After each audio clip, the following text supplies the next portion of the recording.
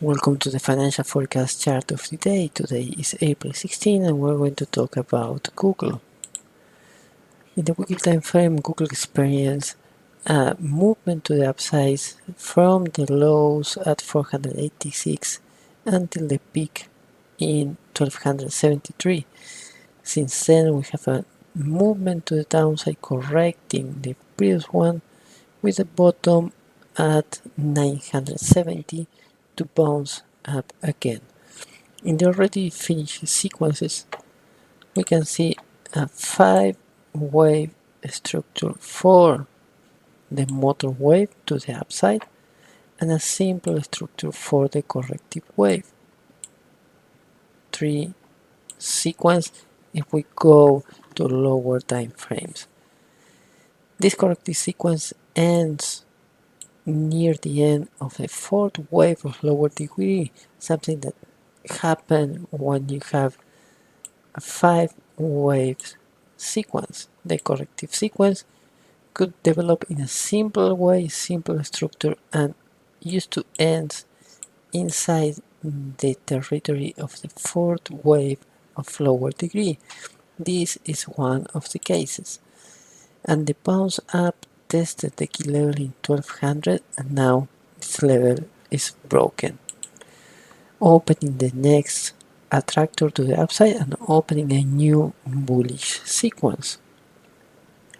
So that means that now Google is looking for new highs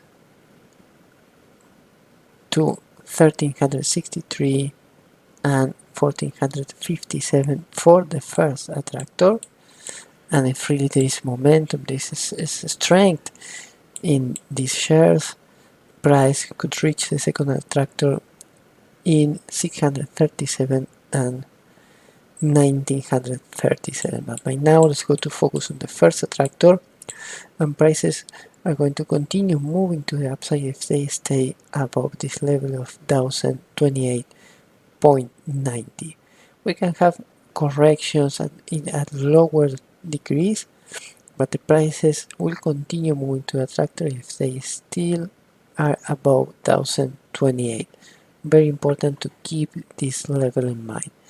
If we have a break of this level and there is no new high in place, that means that the corrective sequence is still in place and we should be looking for levels inside the attractor and ideally inside this high probability area where we can see an ideal distribution in time, length and speed for these waves, the motor and the corrective sequence, increasing the chance of the probabilities of being in a bullish incomplete sequence of higher degree, needing another movement to the upside to complete this sequence.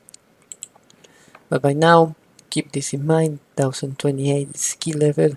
We should be continuing seeing movement to the upside to the first attractor.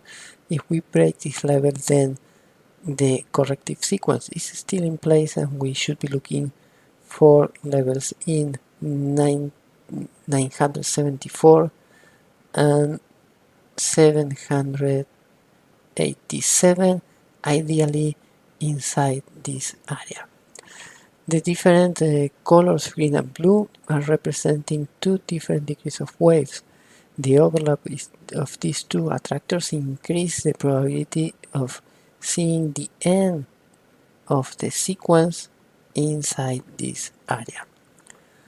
If we create a new high, but it's a marginal high, and then we turn again to the downside, breaking this level, we still are in the corrective sequence, but for this the high need to be marginal and we need to analyze exactly what is the background behind this situation. If we go to some ratios and we compare Google against other companies, we can see that the beta is 1.53, is higher than the other betas, increasing the risk of Google at this moment comparing with the other companies, and that means that Google is growing and decreasing at a faster pace than the index. If we go to the earning per share, the earning per share are really high, $43.70 against the other companies, but here the PER is 28.19, higher than the standard between 15 and 25. And if we just check other pairs inside the industry, we can see that this indicator, this ratio is higher than, for example, the other two. This is increasing the probability of seeing a decrease in the price for Google, and this could bring some weaknesses in the movement to the upside that we are seeing in the graphic. Just something to keep in mind. That's all for today. Thanks for watching, and until the next chart of the day.